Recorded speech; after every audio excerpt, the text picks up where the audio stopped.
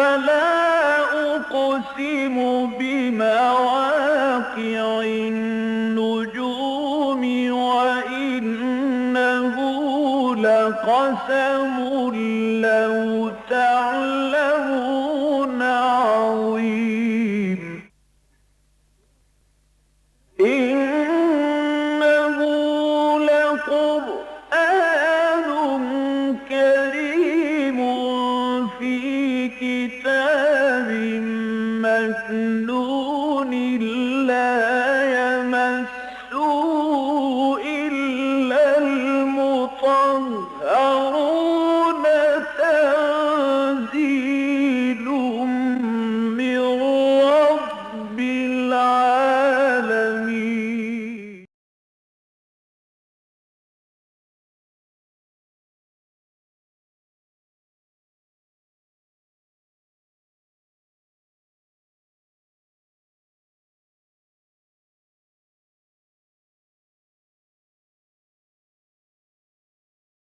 أعوذ بالله من الشيطان الرجيم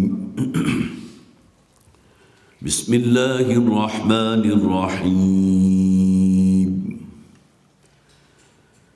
أإذا متنا وكنا ترابا وعظاما أإنا لمبعوثون أوآباؤنا الأولون قل نعم وأنتم داخرون فإنما هي زجرة واحدة فإذا هم ينظرون وقالوا يا ويلنا هذا يوم الدين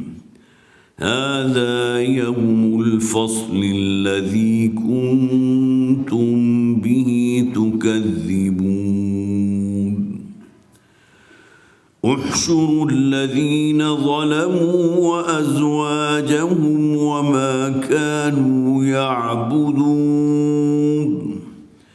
وما كانوا يعبدون من دون الله فاهدوهم إلى صراط الجحيم وقفوهم إنهم مسؤولون ما لكم لا تناصرون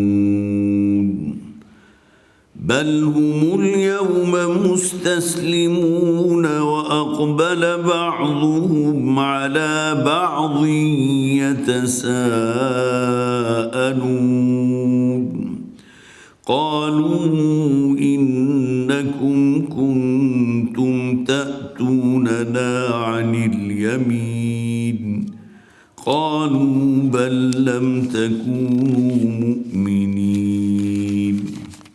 وما كان لنا عليكم من سلطان بل كنتم قوما طاغين فحق علينا قول ربنا إنا لذائقون فأغويناكم إنا كنا غاوين فإنهم يومئذ في العذاب مشتركون إنا كذلك نفعل بالمجرمين إنهم كانوا إذا قيل لهم لا إله إلا الله يستكبرون ويقولون أئنا لتاركو آلهتنا لشاعر مجنون بل جاء بالحق وصدق المرسلين صدق اللہ العظیم رب اشرح لی صدری ویسر لی امری واحلل عقدۃ من لسانی یفقہوا قولی اللہم الہمنا رشدنا واعذنا من شرور انفسنا آمین یا رب العالمین۔ سورہ صافات کی ہم 15 آیات پڑھ چکے تھے پچھلی مرتبہ۔ 16ویں آیت سے آج میں نے آپ کے سامنے تلاوت کی ہے۔ تقریباً نصف رکوع جو ہے وہ پہلا ہے اور تقریباً نصف ہی دوسرا رکوع ہے جو میں نے آپ کو پڑھ کر سنایا۔ اس سورہ مبارکہ کی بھی ابتدائی 5 آیات جو تھی وہ قسموں پر مشتمل تھی۔ والصافات صفا فالزاجرات زجرا فالتالیات ذکرا، 5 نہیں بلکہ 3 آیات، اور اس کے بعد مقسم علیہ تھا ان الہکم لواحد۔ گویا کہ قسمیں کس شے پر کھائی گئیں کہ توحید کا جو اصل، جسے آپ کہیے کہ جو مضمون قرآن کی مکی صورتوں کی زینت ہے، ان الہکم لواحد، یقیناً تمہارا الہ جو ہے واحد ہے، اکیلا ہے، احد ہے۔ اور تفصیل سے میں نے اس ضمن میں ذکر کیا تھا کہ احد اور واحد میں کیا فرق ہے پچھلی مرتبہ۔ اس کے بالکل برعکس دیکھیے، اس سے متصل قبل جو ہم نے سورت پڑھی تھی سورہ یاسین، اس میں یاسین والقرآن الحکیم انک لمن المرسلین، وہاں حروف مقطعات صرف 2 کی تعداد میں یاسین، اور اس کے بعد قرآن کو جو گواہ بنایا گیا، جو قرآن کی قسم کھائی گئی، والقرآن الحکیم، قسم ہے اس قرآن حکیم کی، انک لمن المرسلین، کہ اے نبی صلی اللہ علیہ وسلم آپ ہیں فرستاداؤں میں سے، آپ ہیں بھیجے ہوں میں سے، رسولوں میں سے۔ گویا کہ سورہ یاسین میں مقسم علیہ تھے محمد رسول اللہ صلی اللہ علیہ وسلم، اور اس سورہ صافات میں مقسم علیہ اللہ تعالیٰ کی ذات ہے، ان الہکم لواحد۔ اس کے بعد جو آیات ہم نے پڑھی تھی، رب السماوات وما بینہما ورب المشارق، وہ زمین و آسمان کا رب بھی ہے اور جو کچھ اس کے مابین ہے، سب کا پیدا کرنے والا، سب کا رب، سب کا خالق اور مالک، اور رب المشارق، اور تمام مشرقوں کا رب بھی ہے۔ اور اس کے بعد آگے فرمایا تھا انا زینا بزینت، انا زینا السماء الدنیا بزینت للکواکب۔ اب یہاں جو کواکب کا ذکر کیا گیا، ستاروں کا جو ذکر کیا گیا، تو وہ خاص پس منظر میں، اس لیے کہ جو بھی اس زمانے میں کاہن موجود تھے جبکہ قرآن حکیم نازل ہو رہا تھا، عرب میں کاہنوں کا بڑا رواج تھا، اور ان کے قبضے میں چونکہ کچھ نہ کچھ جو ہے کوئی بدروہیں ہوتی تھیں، یا یہ کہہ لیجیے کہ جنات ہوتے تھے، کوئی شیاطین ہوتے تھے کہ جو کچھ خبریں اچکنے کی کوشش کرتے تھے۔ ملائے اعلیٰ تک اللہ تعالیٰ کے جو احکامات پہنچتے تھے زمین والوں کے لیے، تو ان احکامات میں سے کوئی شے اچکنا چاہتے تھے کہ اچک کر لے جائیں، اور اپنی زمین میں جو یہاں اس زمین پر جو کاہن ہے، جو بیٹھا ہوا ہے، جس کے قبضے میں وہ جن ہے یا شیطان ہے، اس تک ان خبروں کو پہنچا دیں، اور وہ مستقبل کے بارے میں پیشین گوئیاں کرتا ہوا جو ہے گویا کہ اپنا نام خوب روشن کرے، اور سب کچھ اس کو جو حاصل ہو جائے، دنیا میں مفادات بھی اور سب کچھ بھی۔ تو اس کی حفاظت کے لیے جو اللہ تعالیٰ نے انتظام کیا، جس کی اگلی آیات میں ہم نے ذکر پڑھا تھا، انا زینا السماء الدنیا بزینت للکواکب وحفظا من کل شیطان مارد۔ گویا کہ یہ جو ستارے اللہ تعالیٰ نے بنائے ہیں، تو ان کا ایک کام یہ بھی ہے کہ ان کو ان شعلوں کے ذریعے ان شیاطین کے پیچھے داغا جاتا ہے۔ وہ آسمانی میزائل ہیں یا آسمانی شعلے ہیں جو اللہ تعالیٰ کے حکم سے جو ہے فرشتے ان ستاروں کو توڑ کر ان کے پیچھے داغتے ہیں۔ اور وہ بڑی طویل حدیث میں نے آپ کو سنائی بھی تھی، جس کے راوی حضرت عبداللہ ابن عباس سے رضی اللہ تعالیٰ عنہ، ترمذی شریف کی روایت تھی، کہ جس میں نبی اکرم صلی اللہ علیہ وسلم نے سوال کیا تھا ایک موقع پر، جبکہ آپ چند صحابہ کے ساتھ مسجد نبوی میں موجود تھے، اچانک اس ستارہ ٹوٹا اور پورا ماحول روشن ہو گیا۔ تو حضور نے فوری طور پر، یہ آپ کا ایک بڑا فطری اسلوب تعلیم تھا کہ جو ایام جاہلیت ہوتے تھے ان میں ان تمام چیزوں سے کیا شے مراد لی جاتی تھی۔ تو آپ نے حضرت عبداللہ ابن عباس رضی اللہ تعالیٰ عنہ کو مخاطب کر کے کہا کہ تمہارا جو ایام جاہلیت کا جو زمانہ تھا، اس میں اگر اس طرح کا کوئی واقعہ ہو جائے، تم دیکھو کہ ستارہ ٹوٹ کر جو ہے ایک طرف کو گویا کہ اس پورا ماحول کو روشن بھی کر دیا، اور وہ ٹوٹ کر ایک طرف کو گر پڑا، تو تم کیا خیال کرتے تھے؟ تو انہوں نے کہا ہمارا یہ خیال ہوتا تھا کہ کسی بڑے آدمی کا انتقال ہو گیا۔ تو اس پر نبی اکرم صلی اللہ علیہ وسلم نے فرمایا وہ دور جاہلیت کی باتیں تھیں، اصلاً اللہ تعالیٰ نے جو وحی آسمانی ہے یا جو فرشتے قضائے قدر و کن کے لیے اللہ تعالیٰ نے مقرر کر رکھے ہیں، ان کے لیے جب احکامات جاری کیے جاتے ہیں تو یہ شیاطین جنات میں سے بھی اور پھر ان شیطانوں میں سے بھی جو ہے اس کو اچکنے کی کوشش کرتے ہیں۔ تو اللہ تعالیٰ ان کے پیچھے آسمانی میزائل جو ہے، میزائل تو اس زمانے میں کوئی شخص بھی واقف نہیں تھا، لیکن یہ شعلہ ان کے پیچھے لپکتا ہوا شعلہ اللہ تعالیٰ داغتے ہیں تاکہ ان کو وہاں سے بھگا دیں، وہاں سے دفع کر دیں۔ اسی کا ذکر ہو رہا ہے وَحِفْظًا مِّن كُلِّ شَيْطَانٍ مَارِدٍ لَا يَسَّمَّعُونَ إِلَى الْمَلَإِ الْأَعْلَىٰ وَيُقْذَفُونَ مِن كُلِّ جانب، اور ان پر ہر چہار طرف سے جو ہے وہ شعلے داغے جاتے ہیں، دحورٌ، ان کو دھتکارنے کے لیے، وَلَهُمْ عَذَابٌ وَاصِبٌ، اور اس کے بعد ان کے لیے وہ عذاب تو ہے ہی ان کا منتظر، کہ جو ہمیشہ کا عذاب ہے۔ إِلَّا مَنْ خَطِفَ الْخَطْفَةَ فَأَتْبَعَهُ شِهَابٌ ثَاقِبٌ، سوائے اس کے کہ کوئی جن، شریر جن جو ہے یا شیطان لعین جو ہے وہ کوئی وحی کا معاملہ کوئی اچک کر لے جانا چاہے تو اس کا پھر تعاقب پکڑتا ہے بِشِهَابٍ ثَاقِبٍ۔ وہ شہاب ثاقب کی اصطلاح ہم بھی استعمال کرتے ہیں، اور اسی اصطلاح میں استعمال کرتے ہیں جس میں قرآن نے استعمال کی، وہ آسمانی شعلہ کے جو لپکتا ہوا ان کا تعاقب کرتا ہے۔ اس کے بعد چند آیات میں چھوڑ رہا ہوں جو ہم پڑھ چکے ہیں، صرف اس کا میں نے ترجمہ اس لیے کر دیا کہ چونکہ آج ہمارا درس بھی اسی موضوع پر اور آگے چل رہا ہے، اور خاص طور پر توحید کا موضوع اس اعتبار سے بھی کہ ان لوگوں کے ہاں جو یہ ایک عقیدہ موجود تھا کہ مرنے کے بعد کی زندگی کے قطعاً کسی طرح قائل نہیں تھے اکثر و بیشتر لوگ، اور یہ الفاظ ان کے قرآن میں کئی مقامات پر موجود ہیں۔ وَقَالُوا إِنْ هَذَا إِلَّا سِحْرٌ مُبِينٌ، یہ قرآن ہے تو ایک جادوئی کلام، اس کے اندر اثر ہے، جادو والا اثر ہے، یہ انسانوں کو مسخر کرتا ہے۔ اَإِذَا مِتْنَا وَكُنَّا تُرَابًا وَعِظَامًا إِنَّا لَمَبْعُوثُونَ، لیکن یہ جو تمہارے رسول محمد کہہ رہے ہیں صلی اللہ علیہ وسلم کہ جب ہم مر جائیں گے اور مٹی میں مل کر مٹی ہو چکے ہوں گے اور ہماری ہڈیاں بھی بھربھری ہو چکی ہوں گی، ختم ہو چکی ہوں گی، إِنَّا لَمَبْعُوثُونَ إِنَّا لَمَبْعُوثُونَ، کیا ہمیں دوبارہ زندہ کر دیا جائے گا؟ أَوَا آبَاؤُنَا الْأَوَّلُونَ، بھلا ہمارے وہ باپ دادا جو ہم سے کہیں پہلے ہو گزرے، جو اولین میں سے ہیں، انہیں بھی زندہ کر دیا جائے گا؟ قُلْ نَعَمْ وَأَنْتُمْ دَاخِرُونَ، اے نبی آپ اعلان کر دیا، انہیں بتا دیجئے کہ لازماً یہ ہوگا وَأَنْتُمْ دَاخِرُونَ، اور اس دن تم ہوگے جو انتہائی ذلت اور رسوائی سے ہمکنار ہوگے۔ اس لیے کہ آج جو تم بلند باغ باتیں کر رہے ہو کہ کیسے ممکن ہے ہمارے آباء و اجداد کو دوبارہ زندہ کر دیا جائے، اللہ تعالیٰ تو قادر ہے، اور جیسے کہ میں نے عرض کیا تھا سورہ یاسین میں بھی ہم نے پڑھا، اللہ تعالیٰ فوراً متوجہ کرتا ہے انسان کو، ذرا اس دنیا میں جو تمہاری تخلیق ہوئی ہے اس کے آغاز پر بھی تو غور کرو، اور کہاں سے تمہارا یہ پورا جسم بن گیا، کیسے اللہ تعالیٰ نے تمہاری تخلیق کی ہے، کیسے تمہیں گندے پانی کی بوند تھے کہ جو ٹپکائی گئی اور اس کے بعد اسی کو اللہ تعالیٰ نے مختلف مدارس سے گزار کر ایک مکمل انسان کی شکل میں تبدیل کر دیا۔ تو کیا وہ اللہ اس بات پر قادر نہیں کہ تمہیں دوبارہ زندہ کر دے؟ تو مکی صورتوں میں یہ جو اس بات آخرت کے حوالے سے، مرنے کے بعد کی زندگی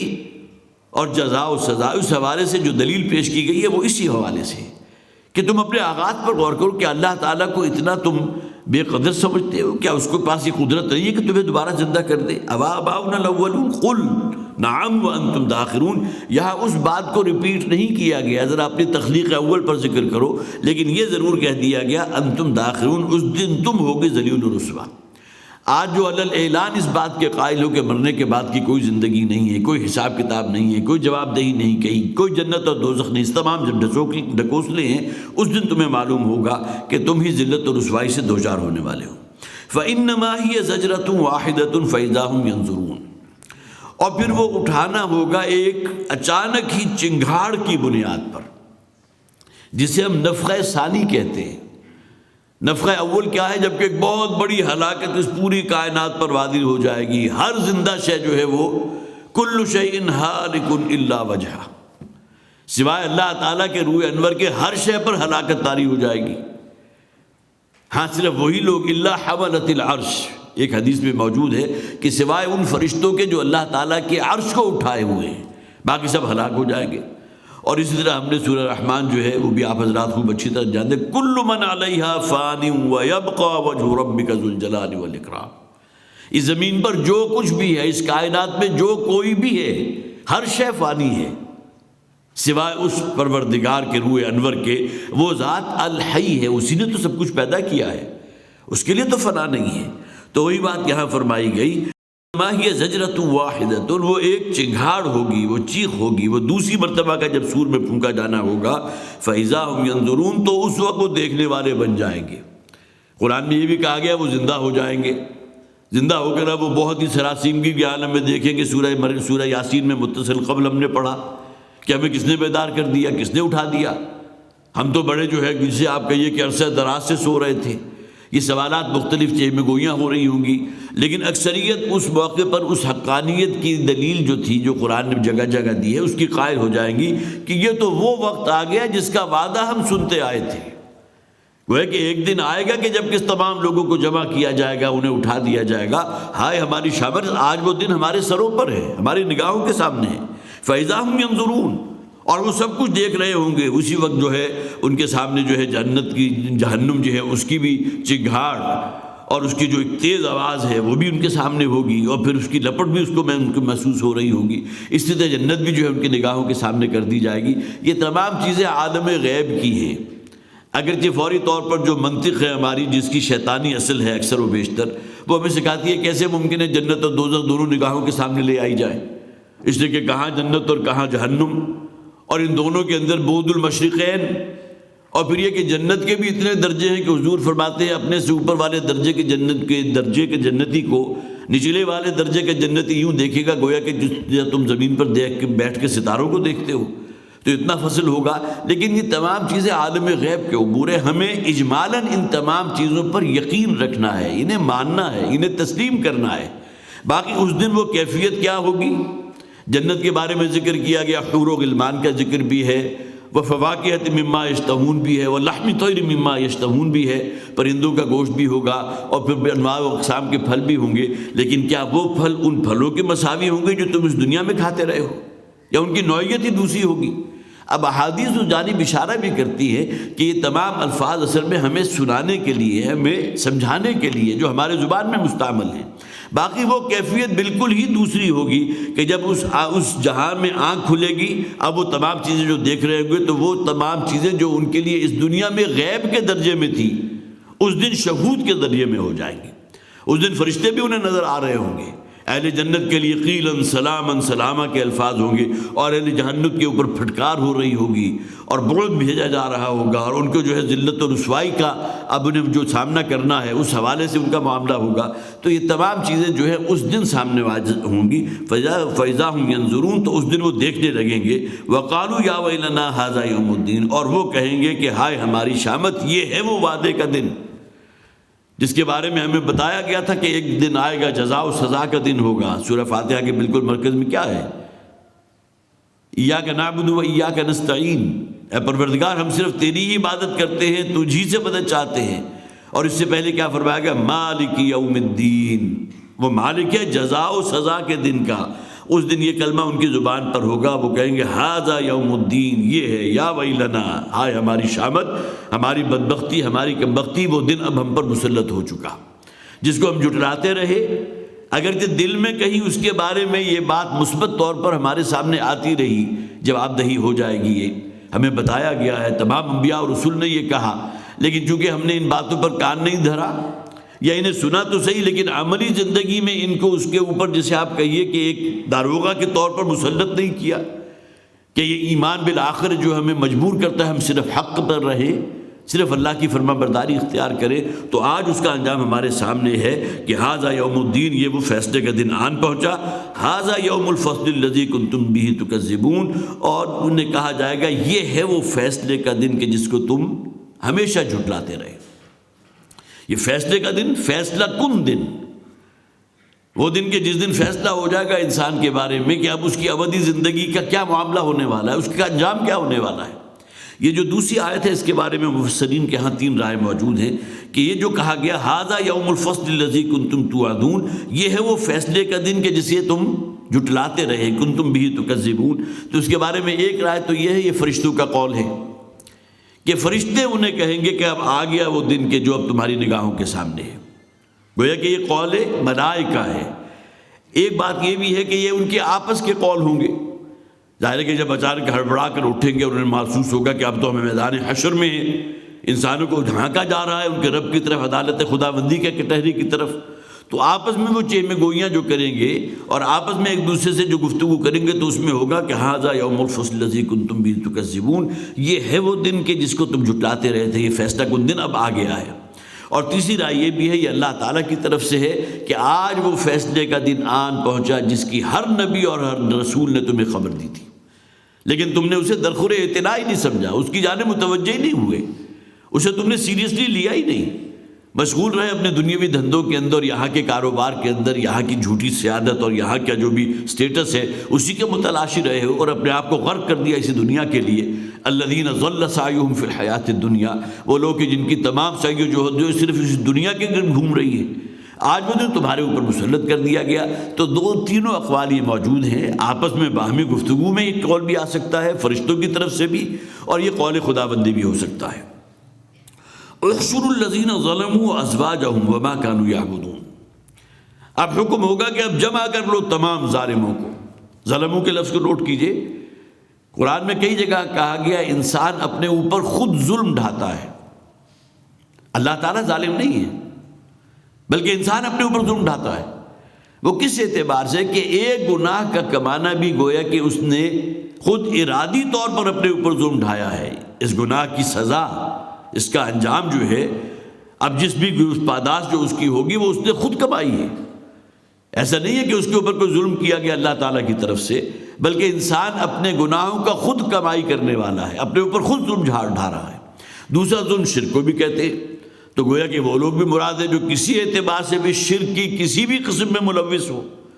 اور شرک کی اتنی باریک قسم بھی موجود ہے جس کے بارے میں نبی اکرم صلی اللہ علیہ وسلم کا وہ قول میں بارہا آپ کو سنا چکا کہ شرک خفی پر انسان کا مطلع ہو جانا اس قدر مشکل کام ہے، اس قدر مشکل کام ہے جتنا مشکل کام سیاہ اندھیری رات میں سیاہ پتھر کے اوپر رینگتی ہوئی ایک سیاہ چیونٹی کو دیکھنا ہے۔ اس لیے کہ عقیدے کا شرک تو سب کو معلوم ہے،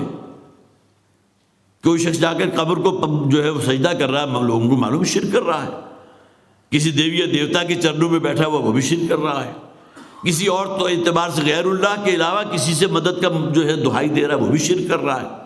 لیکن انسان اپنے نفس کی اطاعت کر رہا ہے تو یہ بھی تو شرک ہے نا۔ اللہ کے حکم کو پس پش ڈال کر انسان نے گویا کہ ترجیح دی ہے اپنے نفس کو، اپنی خواہشات نفس کو اپنا معبود قرار دے دیا۔ تو اس کا معبود کہنے کو خواہ کتنا کہتا رہے کہ اللہ میرا معبود ہے، لیکن اصلاً اس کا معبود تو اس کی اپنی خواہشات نفس ہے جن کے سامنے ہاتھ جوڑے کھڑا ہوا ہے۔ تو ظلم سے مراد وہ بھی ہیں وہ تمام لوگ جو گویا کہ شرک کے اعتبار سے مختلف وادیوں میں بھٹکتے رہے، مختلف شیز ان کے ہاں موجود رہے۔ احشروا الذین ظلموا وازواجہم، ازواج کے لفظ قرآن حکیم میں بھی آیا، اور اس کے علاوہ بہرحال زوج اصل میں جوڑے کو کہتے ہیں۔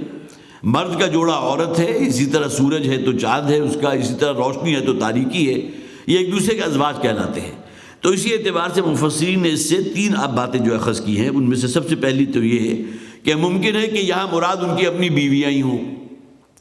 اس لیے کہ عام طور پر ہمارا بھی مشاہدہ یہ ہے کہ اللہ تعالیٰ جو جوڑے اس دنیا میں بناتا ہے تو معلوم ہوتا ہے کہ بالکل ایک جیسے یکساں ہی دونوں کی سوچ ہوتی ہے۔ اگر ابو لہب تھا تو اس کی بیوی کون تھی؟ ام جمیل۔ ان دونوں کا ذکر قرآن حکیم میں موجود ہے، الا ماشاء اللہ بہت کم ہوا کہ جہاں جو شوہر ہے وہ تو بہت ہی جسے آپ کہیے خدا ترس بھی ہے، خدا سے ڈرنے والا بھی ہے، متقی بھی ہے، لیکن بیوی جو اس کو ملی ہے وہ اس سے بالکل برعکس ہے۔ ایسا بھی ہوتا ہے لیکن مثالیں موجود ہیں، ایکسیپشن پروو دا رول، لیکن عموماً یہی ہوتا ہے الخبیثات للخبیثین والخبیثون للخبیثات۔ اس بات کو قرآن نے بھی بیان کر دیا کہ خبیث مردوں کے مقدم میں خبیث عورتیں ہوتی ہیں اور خبیث عورتوں کے مقدم میں خبیث مرد ہوتے ہیں، الا ماشاء اللہ، سوائے معدود چند لوگوں کے۔ اسی کے بارے میں نے کہا ایکسیپشن پروو دا رول۔ اگر یہ بات ایسی ہے کہ کہیں جو ہے مرد انتہائی شریف النفس ہے لیکن عورت اس کے بالکل برعکس ہے تو وہ ان ایکسیپشن میں سے آ جاتا ہے۔ تو ازواج ان سے مراد ان کی بیویاں بھی ہو سکتی ہیں، کہ مرد جو ہے وہ تو فسق و فجور میں ڈوبا ہوا تھا ہی، لیکن بیوی بھی اس کی پیٹھ تھپکنے والی تھی، وہ بھی اسی روش پر کاربند رہی۔ اور ایک مراد یہاں ازواج سے ان جیسے اور تمام گناہ گار لوگ، مشرک لوگ جنہوں نے اپنی جانوں پر ظلم ڈھایا۔ تو احشروا الذین ظلموا ازواجہم سے مراد وہ بھی ہو سکتے ہیں، صرف وہ نہیں جنہوں نے ظلم ڈھایا، اور اس قبیل کے تمام لوگ کو جمع کر دیا جائے۔ اور تیسرے یہ بھی ہو سکتے ہیں کہ جو گویا کہ جسے آپ کہیے کہ یہ بھی جوڑا بنتا ہے عابد اور معبود، تو یہاں ان کے معبودوں کو بھی اکٹھا کر لیا جائے گا۔ وہ جو پتھر کے بنے ہوئے بت ہیں جس کی جانب اشارہ ہوتا ہے سورہ تحریم کے اندر، وقودها الناس والحجارہ، جہنم کا ایندھن ہوں گے انسان اور پتھر۔ تو پتھر کا ایندھن ہونا اس اعتبار سے بھی سمجھا گیا کہ اس آگ کی شدت اتنی ہوگی کہ وہاں ایندھن کے طور پر لکڑیاں یا کوئلہ استعمال نہیں ہوگا بلکہ پتھر استعمال ہوں گے۔ جس طرح ہمارے ہاں بھی جو کول ہے جسے آپ کوئلہ کہتے ہیں، تو ایک جو ہے وہ لکڑی کا کوئلہ ہوتا ہے، ایک پتھر کا کوئلہ ہوتا ہے جو عام طور پر معدنیات کے طور پر زمین میں سے نکالا جاتا ہے، وہ پتھریلا کوئلہ ہوتا ہے۔ تو اس طرح ان کے پتھر کے معبود میں ان کے ساتھ جھونک دیے جائیں گے۔ تو یہاں ازواج سے مراد ان کے وہ گویا کہ عابد و معبود، عابد یہ خود ہیں جو مشرک ہیں، جو عبادت گزار ہیں ان ہستیوں کے جن کو انہوں نے خدا کے ساتھ شریک کر دیا اور خود تراشیدہ وہ ہستیاں ہیں، اپنے ہاتھوں سے ان کو پتھر کو گھڑ گھڑ کر ان کو ہستیوں کو بنایا ہے۔ تو یہ تینوں چیزیں مراد ہو سکتی ہیں۔ احشروا الذین ظلموا، جمع کر لو ان تمام لوگوں کو جنہوں نے اپنی جانوں پر ظلم ڈھایا تھا، وہ ازواجہم، ان کی بیویاں بھی ہو سکتی ہیں، ان جیسے اور تمام مجرم فاسق و فاجر بھی ہو سکتے ہیں، اور ان کے معبودان باطل بھی ہو سکتے ہیں۔ وما كانوا يعبدون من دون اللہ، اور جن کو وہ اللہ کے سوا پکارتے رہے سب کو جمع کر لو۔ اللہ کے سوا جن ہستیوں کو پکارا گیا ان میں کون ہیں؟ ایک کیٹیگری ہے جنہیں ہم ذوی العقول کہتے ہیں، جن کو اللہ تعالیٰ نے عقل و دانش دی ہے، انسان اس میں ہے۔ انسانوں کے اندر کون آ گئے؟ انبیاء۔ حضرت عزیر کو یہودیوں نے اللہ کا بیٹا قرار دیا، حضرت عیسیٰ کو عیسائیوں نے، نصرانیوں نے اللہ کا بیٹا قرار دیا، قرآن گواہ ہے اس پر۔ اسی طرح اولیاء اللہ ہیں، حضرت نوح علیہ السلام کی قوم نے جن کو بت بنا کر اپنے سامنے استھان میں سجا دیا تھا، یہ اس دور کے ولی اللہ ہوا کرتے ہیں۔ وَدًّا وَلَا سُوَاعًا وَلَا يَغُوثَ وَيَعُوقَ وَنَسْرًا، وہ 5 نام جو سورہ نوح کے اندر موجود ہیں، ان کے بارے میں تقریباً اتفاق ہے کہ وہ پہلے زمانے کے بڑے اللہ کے ولی ہوتے تھے، بہت نیک اور عابد اور پاک۔ بعض لوگ ان کے جسم جو ہے وہ ایک علامت کے طور پر ان کے مجسمے بنا کر بتوں کی شکل میں اس کو پوجا کرتے تھے۔ تو یہ ذوی العقول کہلاتے ہیں۔ تو گویا کہ وہ ہستیاں جن کو یہ اللہ کے سوا پکارتے رہے وہ انسانوں میں سے انبیاء اور رسول بھی ہو سکتے ہیں، اور اس کے علاوہ یہ ہے کہ اولیاء اللہ ہو سکتے ہیں، اس کے علاوہ جنات ہو سکتے ہیں۔ جنات کو باقاعدہ پوجا جاتا ہے۔ آج شیطان کی پرستش ہوتی ہے نہیں ہوتی؟ پورا کا پورا گروہ موجود ہے جو شیطان کو اپنا الہ مانتا ہے، اس کو پوجتا ہے، شیطان کو سجدہ کیا جاتا ہے، اس کو علامتی طور پر اس کا کوئی ہیولہ کھڑا کر کے، اور اپنی تمام وفاداریاں اور اپنے تمام جو ہیں وہ شیطان کے لیے وقف کیے جاتے ہیں۔ ایسے مذاہب آج کے دور میں موجود ہیں جن کا خدا شیطان ہے، وہ علن اعلان کہتے ہیں کہ ہم شیطان کے پرستار ہیں، شیطان کی پرستش کرنے والے ہیں۔ اور دوسری طرف غیر ذوی العقول کہلاتے ہیں، جس کے اندر یہ درخت جو ہے بڑا مقدس ہے جی، یہ برگد کا درخت آپ کو معلوم ہے ہندوؤں کے ہاں بڑا مقدس ہے، اور بڑے تعویذ اور دھاگے جس طرح ہم لٹکایا کرتے ہیں، تو ان کے ہاں برگد کے درخت کے اپنی منتیں مانگ رہے ہیں تو اس کو لٹکا دیا لے جا کر، اور کسی اعتبار سے اس کو سجدہ بھی کیا جا رہا ہے۔ اس کا کوئی تھوڑا سا اگر آپ کو فرض کیجئے اس کی چھال کہیں سے مل گئی تو بڑی مقدس چھال ہے اس مقدس درخت کی، وہ جو برگد کا درخت تھا، درخت کی پوجا کی گئی، آگ کی پوجا کی گئی، سورج کے دیوتا مانا گیا، چاند کی پوجا پرستش کی گئی ہے۔ یہ ہے غیر ذوی العقول۔ اور اسی طرح ان کے اندر وہ پتھروں کو گھڑ گھڑ کر اپنے لیے جو بھی یہ دیویاں دیوتا بنا کے دیا کرتے تھے، ان کے مجسمے تھے، وہ بھی اس میں شامل ہو گئے۔ تو یہ تمام چیزیں ہیں کہ جن کا احاطہ کر لیا گیا۔ جن کو بھی وہ پوجتے تھے اللہ کے سوا، وہ تمام کے تمام، جیسا کہ میں نے عرض کیا، ان بتوں کو بھی جہنم میں دھکیلا جائے گا۔ ہاں، انبیاء اور رسول کے بارے میں جن کے یہ عقائد تھے ان سے اتمام حجت کروا لیا جائے گا، اور گویا کہ گواہی دے دی جائے گی کہ اس بات کا کوئی امکان نہیں تھا کہ حضرت عیسیٰ علیہ السلام نے اپنے پیروکاروں کو یہ ہدایت دی ہو کہ میرے مرنے کے بعد مجھے خدا کا بیٹا قرار دے دینا۔ ان کی موجودگی میں تو کسی نے ان کو خدا کا بیٹا نہیں کہا۔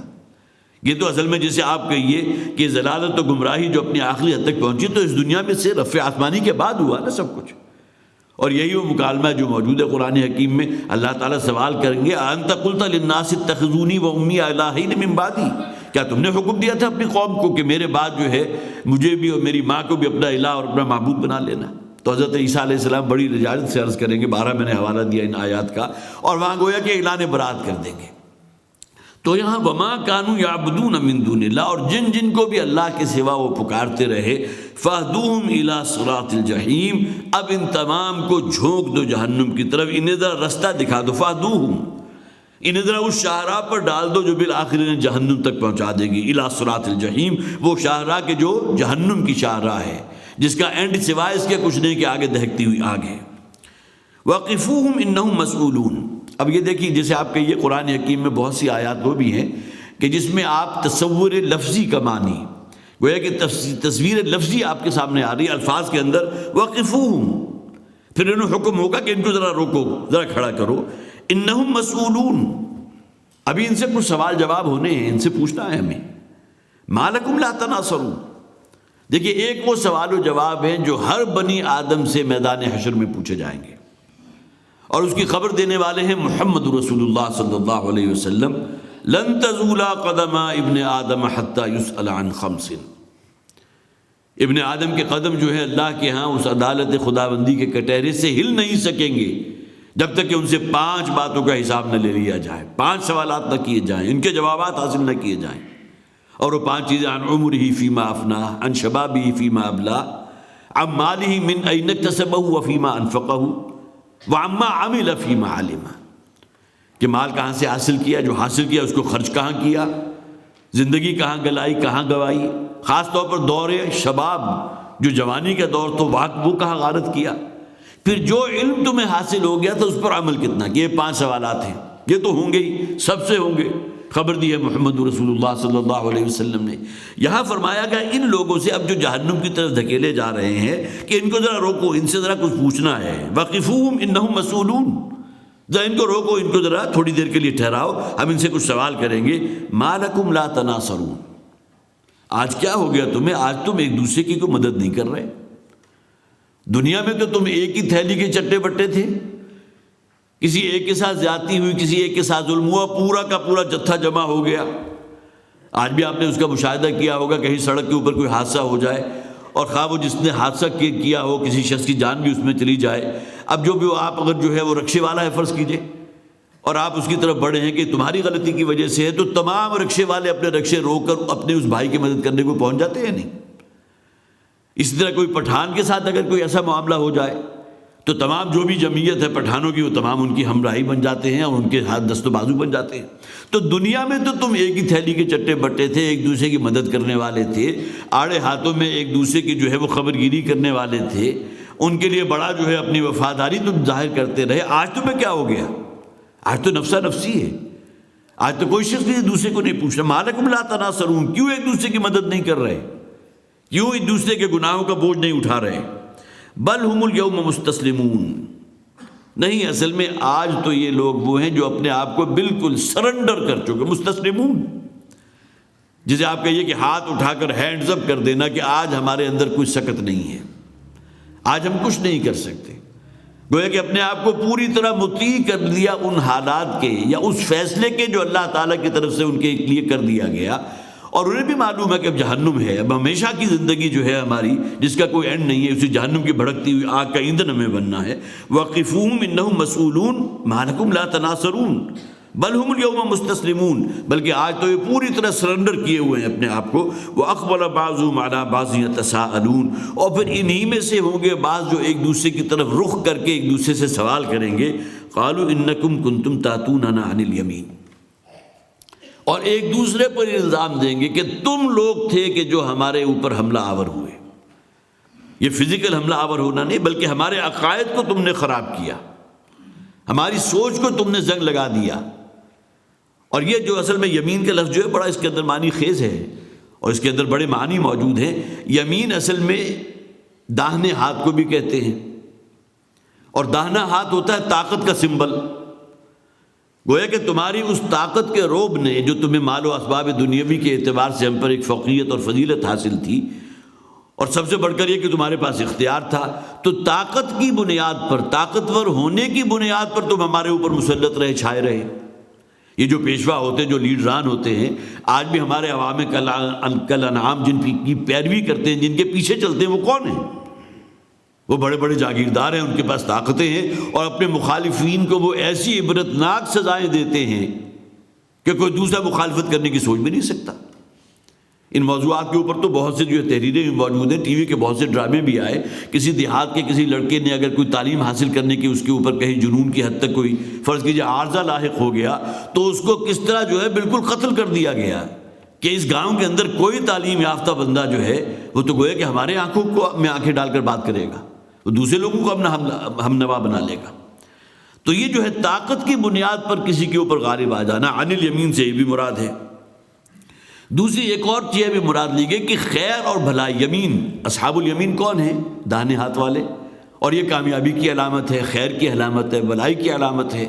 لہٰذا خیر اور بھلائی کا لبادہ اوڑھ کر تم ہم پر حملہ آور ہوئے،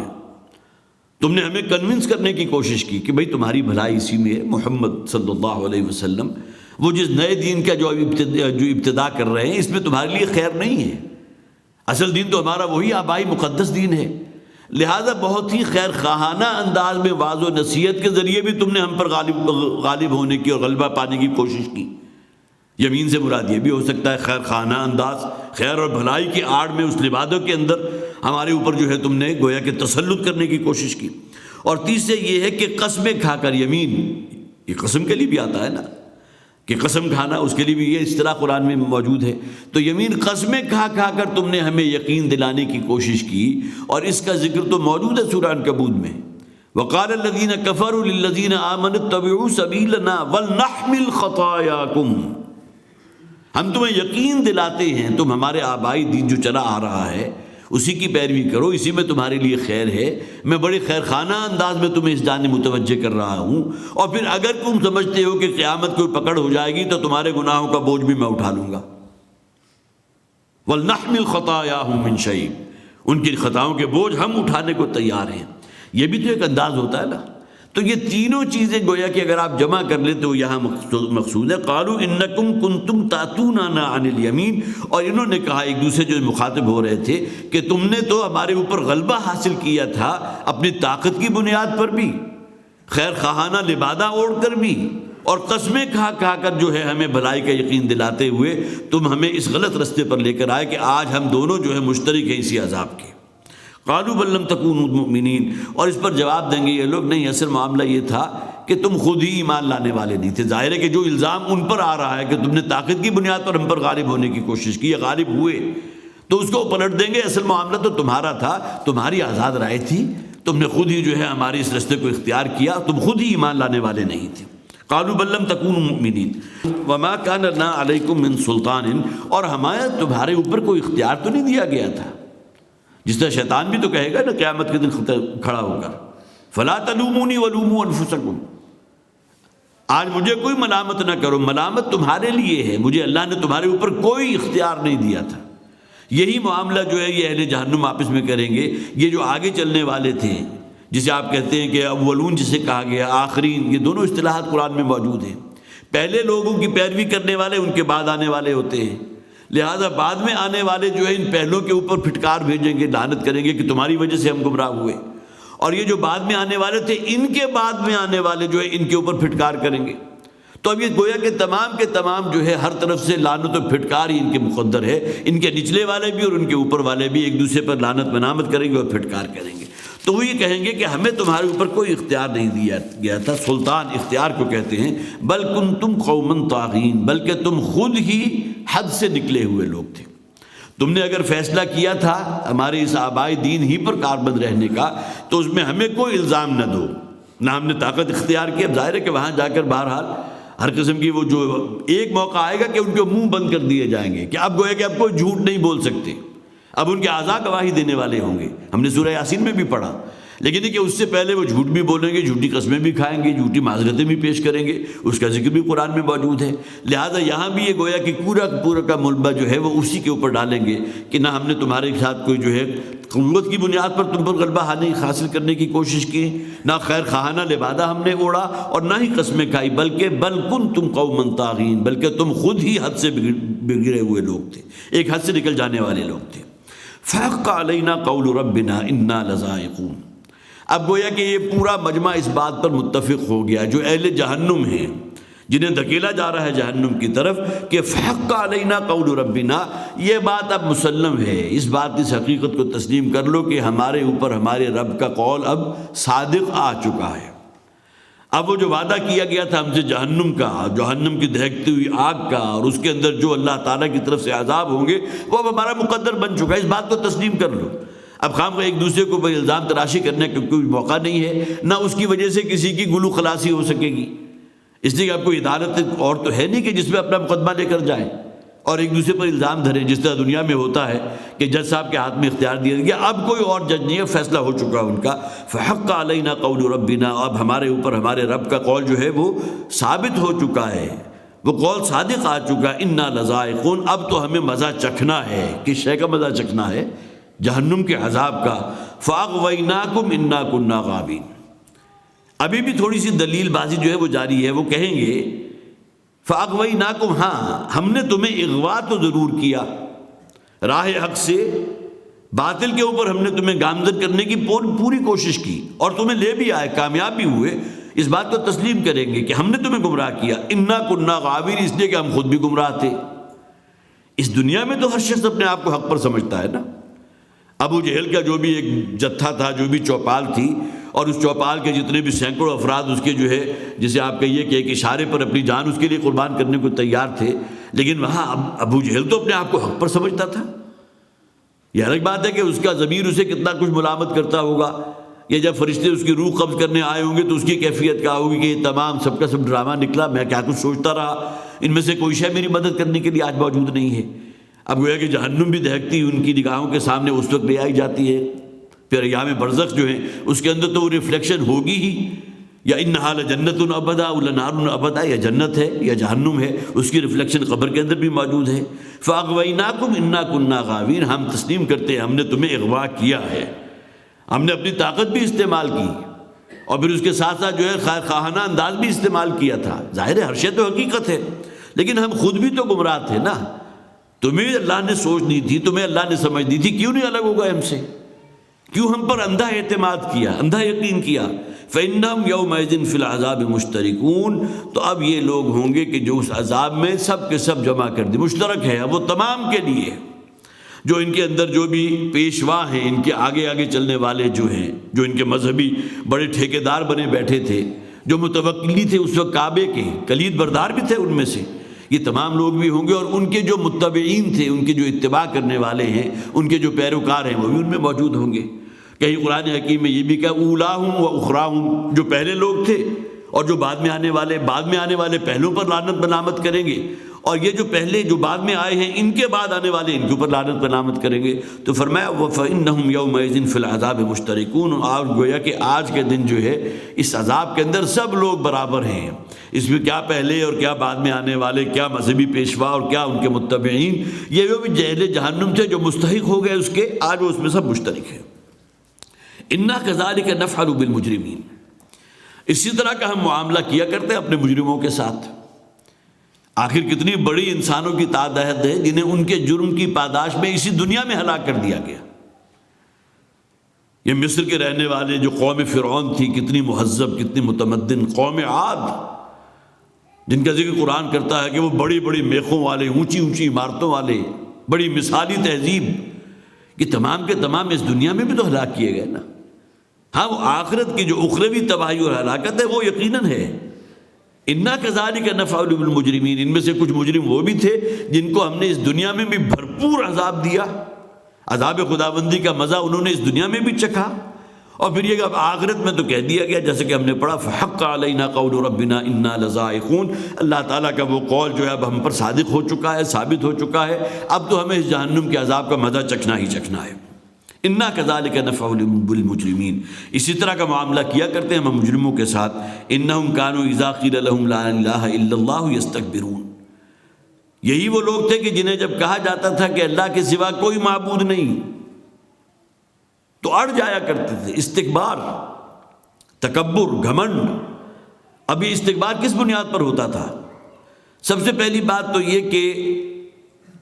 جب توحید کو اختیار کیا جاتا ہے تو ظاہر ہے کہ جو بھی باطل دین ہے اس کا ابطال ہوتا ہے، لہذا اپنی دیویاں، اپنے دیوتا، ان کی حمیت کا ایک استکبار انسان میں پیدا ہو جاتا ہے کہ جن کو آج تک خدا مانتے رہے، جن کو حاجت روا سمجھتے رہے، مشکل کشا سمجھتے رہے، اس کی بنیاد پر ضد پیدا ہو جاتی ہے، اڑ پیدا ہو جاتی ہے، جو وجہ بنتی ہے استکبار کی۔ گویا کہ ہمارا آبائی دین جو بڑا مقدس ہے، جس پر ہم کاربند ہیں، ہمارے آباء و اجداد، صرف ہم گمراہ نہیں بلکہ گویا کہ تمام کے تمام ہی گمراہ تھے، اس بات کو تسلیم کرنے کو تیار نہیں، ضد پیدا ہو گئی، آڑ پیدا ہو گئی، سرکشی پیدا ہو گئی، استکبار پیدا ہو گیا۔ دوسرا یہ کہ ان کا جو بھی معاش تھا اس کے اوپر بھی تو ایک ضرب پڑ رہی تھی نا۔ یہ دیویوں اور دیوتا، ان کی جو نظر نیاز ہوتی تھی، اور بڑے قبائل دور دور سے ان کے لیے جو ہے لے کر آتے تھے، نذرانے لے کر آتے تھے، ان کے نام کی نیازیں بھی ہو رہی ہیں، ان کے نام کے حلوے مانڈے جو ہے وہ بھی تقسیم ہو رہے ہیں،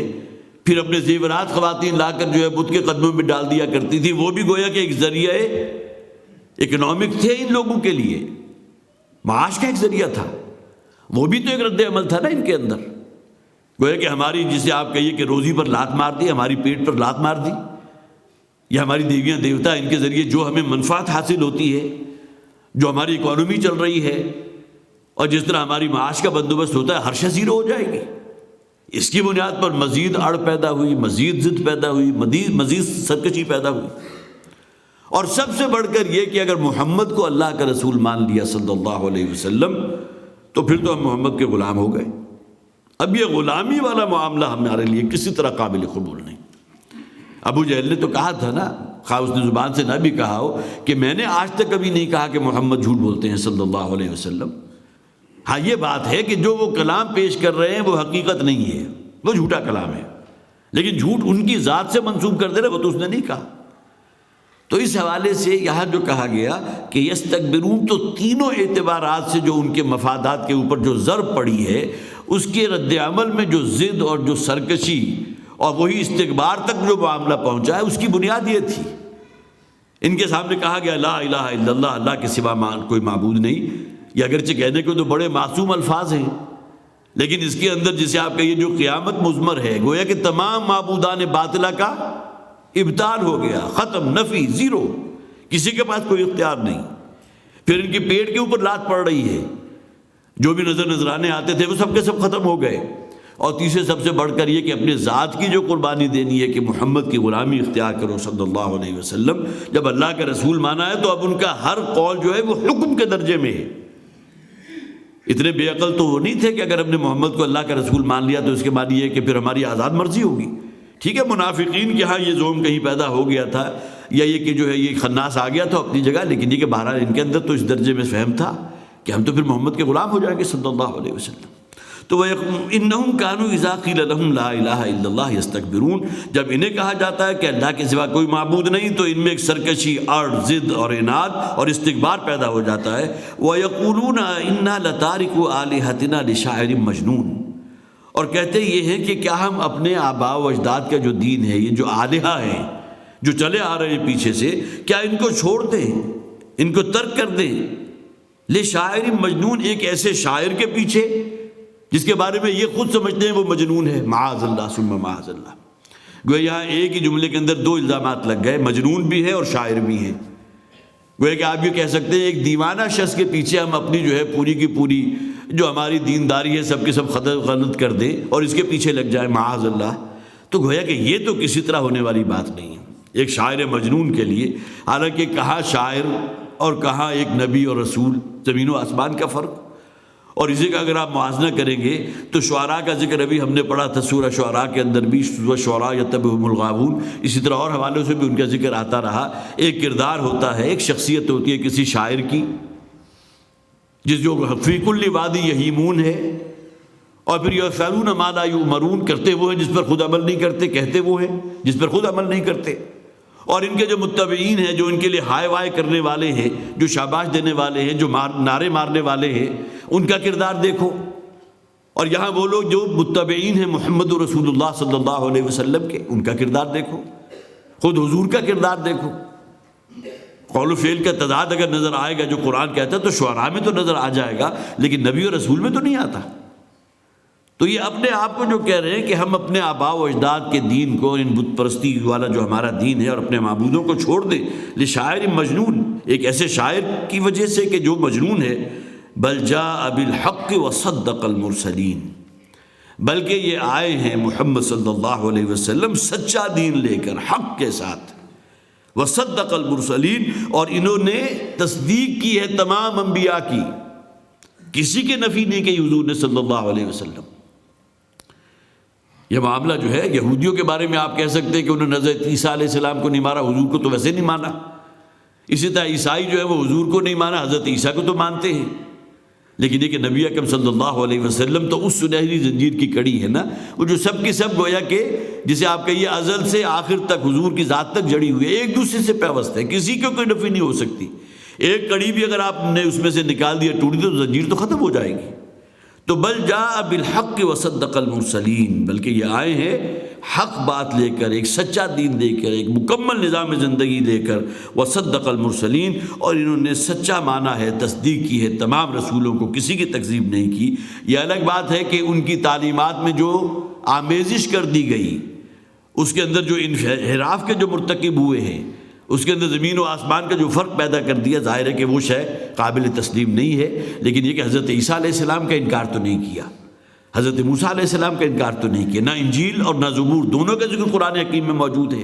انجیل کا ذکر بھی ہے، تورات کا ذکر بھی ہے، زبور کا ذکر بھی ہے۔ تو یہ تمام گویا کہ اسی سلسلے کی ایک کڑی ہے جو سلسلہ رشد و ہدایت اللہ تعالیٰ نے انسانوں کے لیے قائم کیا۔ انکم لذائق العذاب العلیم، اور یقیناً تمہیں تو اب چکھنا ہے مزہ ایک بڑے دردناک عذاب کا۔ اب یہ پورے پس منظر میں جیسا کہ آپ نے ابتدا میں بھی دیکھا تھا، توحید سے بات شروع ہوئی تھی، پھر اس کے بعد وحی کے سلسلے میں جو یہ ان کے ذہن میں تھا کہ محمد کاہن ہے صلی اللہ علیہ وسلم، معاذ اللہ، تو یہ کہانت والوں کا جو کاہنوں کا کام ہوا کرتا ہے کہ ان کے قبضے میں جو شیاطین ہوتے ہیں، جو جنات ہیں، وہ کہیں جو ہے اوپر جا کر خبریں لانے کی کوشش کرتے ہیں۔ ایسا کوئی معاملہ حضور کے ساتھ نہیں ہے۔ پھر حوالے جو ہے قیامت بھی آ گیا، تو گویا کہ مکی صورتوں کے حوالے سے جو بھی اسالیب ہوتے ہیں، اس میں سے بہت سے ہمارے یہاں نظر سے گزرے ہیں۔ اللہ تعالی ہمیں توفیق عطا فرمائے کہ ہم قرآن حکیم پر غور و فکر کر سکیں، اس کی روشنی میں اپنے آپ کو، اپنے باطن کو اور اپنے ظاہر کو منور کر سکیں۔ بارک اللہ لی و لکم فی القرآن العظیم ونفعنی و ایاکم بالآیات والذکر الحکیم۔